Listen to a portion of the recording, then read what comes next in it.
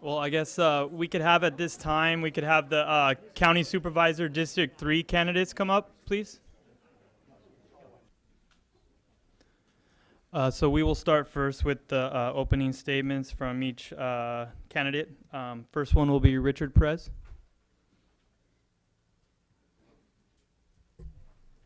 Hello. Hello, ladies and gentlemen. It's a pleasure to be with you this evening. My name is Richard Perez. A little bit about myself. I'm a retired telecommunications specialist, and I have over 20 years in the public and private sector working in that position. If elected, I hope to bring much needed change to San Benito County through innovative job creation and much needed infrastructure, which is well overdue. Thank you. Next, we'll have Patricia Lowe. Good evening. I'm Patricia Lowe, and I'm candidate for District 3 Supervisor. From 2003 to 2010, you can't hear me? No. Is that better? You got to press the button. Press the button. Oh. Good evening. I'll try again. I'm Pat Lowe, and I'm a candidate for District 3 Supervisor. From 2003 to 2010, it was my pleasure to serve as a supervisor of District 3. I've been a county planning commissioner for 15 years, and I was also the first woman mayor and the first woman elected in the city of Hollister to serve on the city council. Thank you. Peter. Hello and thank you to the Farm Bureau, to Benito Link, and to all those in attendance tonight. My name is Peter Hernandez. I'm running for San Benito County Board of Supervisors District 3. I'm a downtown business owner. I'm a father of 3 and husband to my beautiful wife, Karina. I'm running for Board of Supervisors because I believe we need to have a vision, not only for our roads, but definitely for our growth and ultimately to benefit the outcomes of all residents in San Benito County. My name is Peter Hernandez, and I'm running for San Benito County Board of Supervisors District 3, and I appreciate your vote. Thank you, guys. At this time, we'll start with question 1. What is your vision of San Benito County in 20 years, and what 3 things would you do to get us there? And we'll start first with Richard Perez. My vision for San Benito County is one of progress. I think we need to have an open dialogue about what growth means to everyone. And I think we need to embrace growth because it is something that is coming, unfortunately. With the price of homes in the Bay Area, people are moving south because of affordability. So in 20 years, I hope to have our strategic plan be implemented and be utilized to the best of its ability so that we're not facing the same problems that we are today. Transportation is one of them. Job creation is another one. And also affordable housing. I think it's important to residents that live here be able to afford to live here for their children and their grandchildren and not be pushed out by an increasing job market. Thank you. Peter Hernandez, next. So my vision of, I love that question actually, thank you. I'm a downtown business owner, and when we started our business 3 years ago, it was literally about a vision. And the beauty of that is ultimately figuring out what we want, what the goal was with the product that we were about to serve to our customers. We're the owners of a Honda Shave Ice in downtown Hollister. And the amazing part about it is, especially because as a business owner, you have your own skin in the game, your goal is to figure out how you provide the best service, ultimately the best product and quality.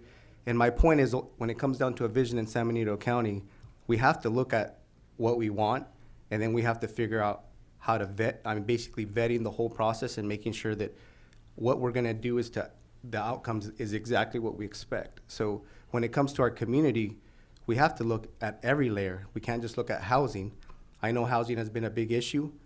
I know that, I love the fact that I bought my house after 2008. So I'm not anti-growth, but growth in the way that's smarter and better for the rest of our community, that we're making choices that ultimately have a scalability to where the rest of our community benefits from a strong infrastructure, a strong, vibrant downtown, business development for the rest of our community, and even tourism. I mean, there's a lot to our backyard, which I love. And I love the idea that we're gonna have our own identity as a community, and we're not gonna be an extension of Santa Clara County. Not that I don't love that we work there, but obviously there's a lot of issues with that. we have to be very innovative in the way that we approach growth. We can't just pick on one, ultimately find the low-hanging fruit and make a decision based off of that. Thank you, Peter. Thank you. Patricia Lowe? Yes. My vision for San Benito County in 20 years would be that we have a thriving job market. We have great schools for our children. We have a thriving downtown. We have parks. We have recreation. We have all the positive things that this county deserves. The people that live here love this county, I'm sure, as much as I do. And I just think moving forward, we can make this the best place to live. We can attract new business. We can attract good employers that pay a decent wage. We're kind of a jewel in the rough, the way I see it. And I think that we're going to be discovered. I think that it's positive the way we're growing. I do think that we need to look at fixing our highways. If our roads need to be brought up to date, Highway 25 needs to be widened. We have infrastructure problems that we need to address right now. But once we get those things behind us, and I believe we will, because I believe the people in San Benito County will, one, demand it, and two, help pay for it. So I just really think that the best is yet to come. Thank you, Patricia. So now we'll move on to question 2. How do you intend to address road repair, maintenance, and traffic congestion in San Benito County? And we'll start with you, Patricia Lowe. Thank you. I really believe that we're probably going to have to pass a sales tax initiative at some time. I believe that we are going to have to work with Santa Clara County. Widening Highway 25 obviously will include them as a partner, but we have to do it. We have to bring our roads up to date. The roads are in terrible condition. I believe that they're rated 29 out of 100 points by the Road Index Monitor. And I believe that we can't do it. Government can't do this alone. I'm sorry to say that. I wish we could. But I worked very hard for Measure A. And can you imagine Measure A, when that passed, it was to take the trucks out of downtown. If you look at the trucks on Highway 156 now, if we wouldn't have passed Measure A, we would have that truck traffic coming down San Benito Street and turning at 4th Street. Can you imagine what a nightmare our town would be? So this is progress, and we have to move forward. And I really believe that we can do that, but I do believe that we'll need a sales tax initiative to do it. I don't see how government in itself can pay for it. Thank you, Patricia. Next candidate, Richard Perez. The most important thing right now is Highway 25. And being a part of the Transportation Committee that just met last week, there is a proposal to help widen 25. But as Patricia said, we have to collaborate with Santa Clara County. They own part of this infrastructure that needs to be repaired. But I think it's important that we think outside the box. I think we have to come up with solutions like a rail system that would help move people in and out of Hollister.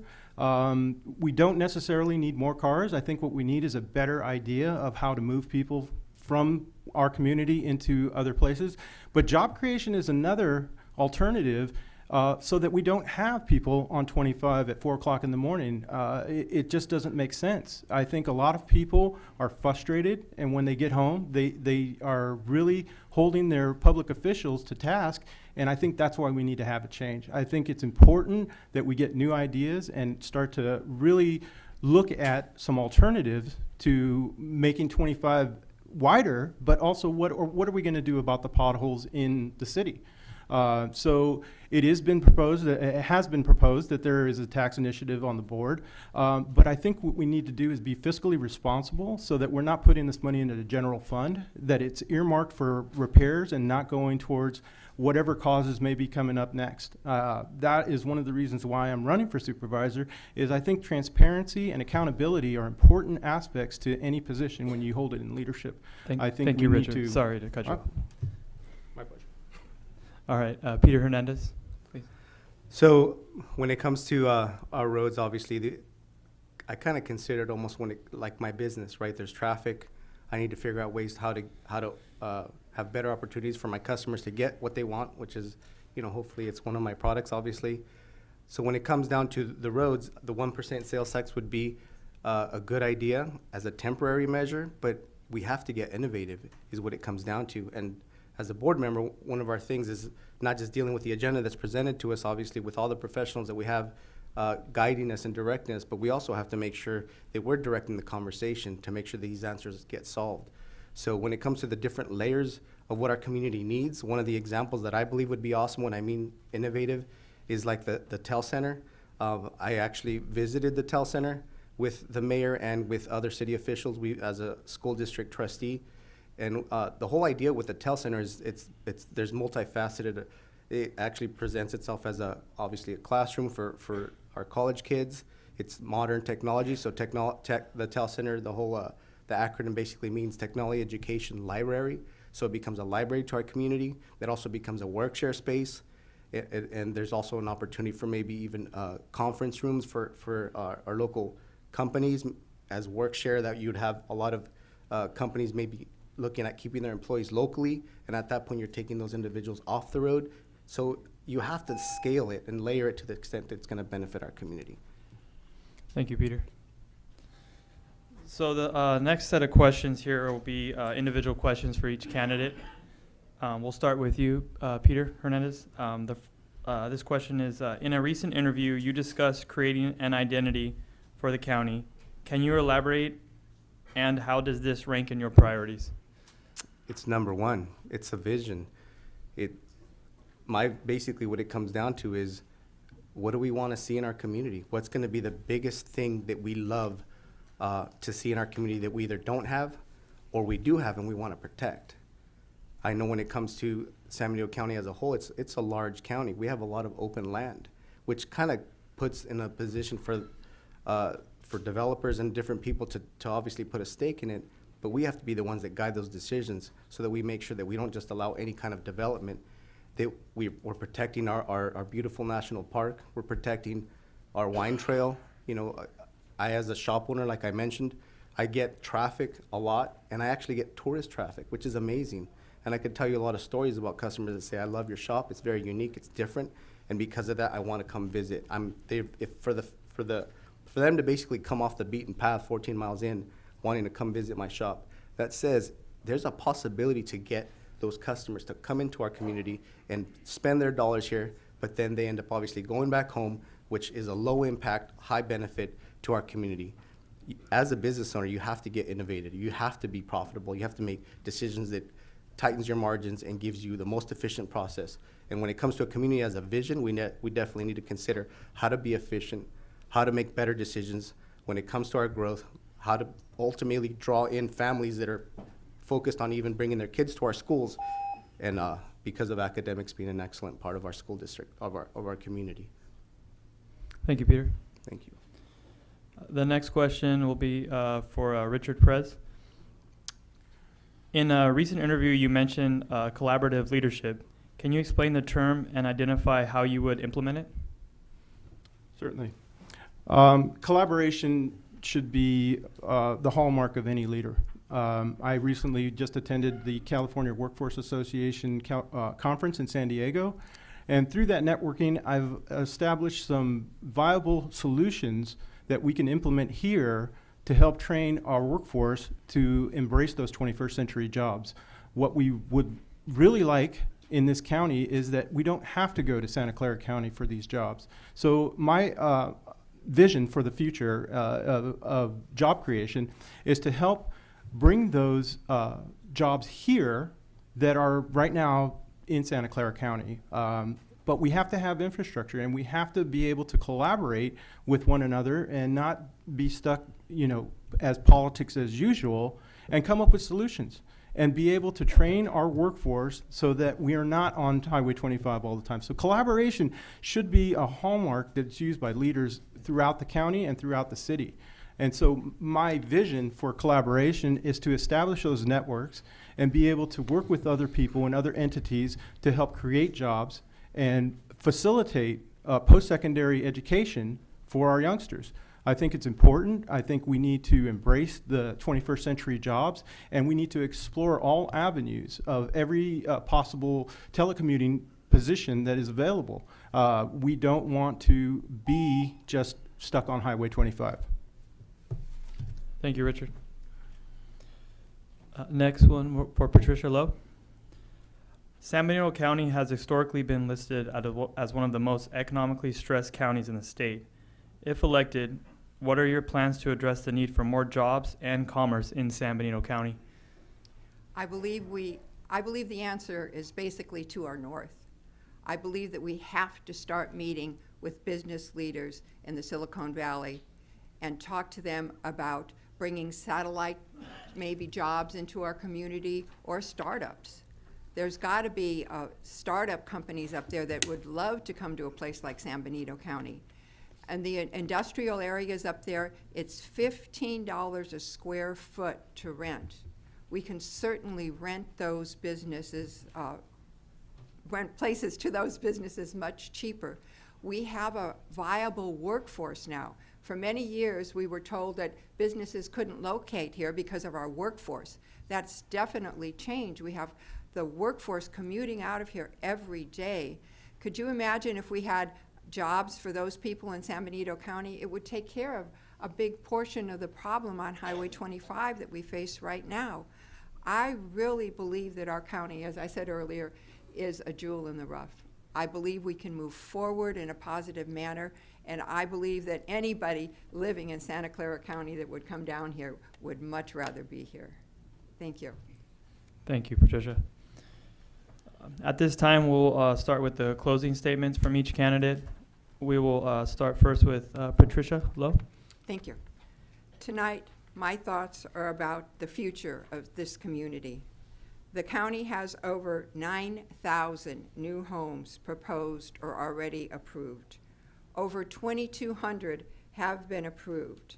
If I'm elected, I will immediately start working with my fellow supervisors and staff to impose a growth management ordinance. I am not talking about a moratorium. I am talking about an ordinance that will allow for orderly growth. We need to be able to provide adequate services for the people that live here today. A growth management ordinance is only a small step, but it is a start. We must repair the roads and replace our outdated streets. We must widen Highway 25. Our library is inadequate. We need a new library. We need to start working with business leaders in Santa Clara County. Thank you. Thank you, Patricia. Next candidate will be Richard Perez. My drive to serve San Benito County and ensure that all residents prosper is at the core of everything I do. Collaborating, networking with leaders, both business and public sector, is key to unlocking a better future for our residents. For far too long, our leaders have overlooked opportunities to build a stronger local economy in favor of regressive politics. If elected, I will lead us into a future built on strategic growth, better transportation, improved infrastructure, and a desperately needed increase in housing that is affordable. With a new vision, I hope to construct a comprehensive strategic plan for our community, forge a path forward with progress, and all too often our community has suffered for lack of leadership that has worn down the public trust. As a county supervisor, accountability, transparency, and the public input, which is most important, will be hallmarks within my tenure. Thank you, Richard. Next, Peter Hernandez. So my biggest game plan is literally starting with the vision. So like I've mentioned before, as a business owner, it's in my vested interest to pay attention to my customer. And I think to a certain extent, we devalue what that means. I have to pay attention to the needs of my customer. Because of that, I start to learn what basically the problem they have and how I am there to facilitate to solve it. When it comes to us as a community, customer service should be our biggest focus. That means engaging with the people and understand what it is the problem that we have as a community. And you literally, there's a lot of wisdom to that, to listening to the people that you're serving. because at that point you're getting a lot of awesome feedback. It's funny because we get into places, especially in government, where we pay a whole lot of money for surveys, which is really to the extent as a business owner, it's like, yes, our goal is to understand what it is to serve our customer, and we find ourselves basically understanding how to better serve them. So my job would be is to focus on making sure that we have a better service for our community, customer service. Thank you, Peter. Thank you. I just want to say thank you to each of you candidates. Appreciate it. Thank you. Yeah.